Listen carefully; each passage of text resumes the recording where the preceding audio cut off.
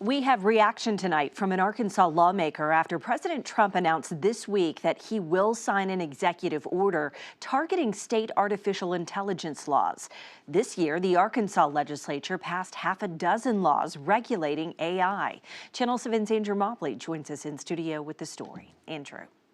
This isn't the first federal effort to stop state AI regulations that are seen to inhibit the technology's development. In May, a controversial clause was added to the Big Beautiful Bill that would have blocked states from enforcing any AI regulations for 10 years.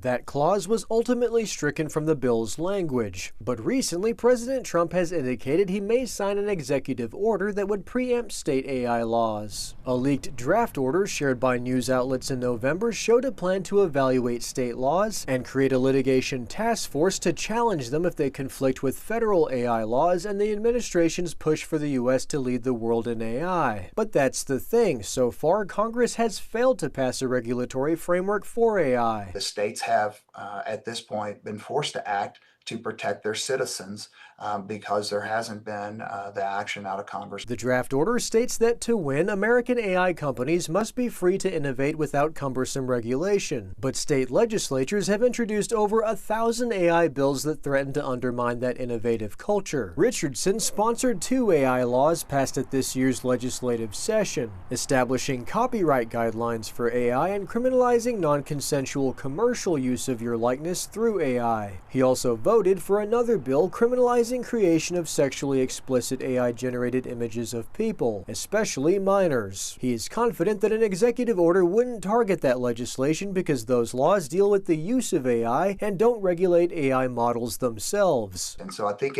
it's a very separate sort of issue. The executive order, as I read it, is unlikely to really impact Arkansas's current laws as they are in place. Whether the executive order comes down or not, Richardson believes it should push Congress to take action on AI. And it should be a bit of a catalyst to say, Congress, it's time for you to act and provide some overarching guardrails that can provide for the nation as a whole.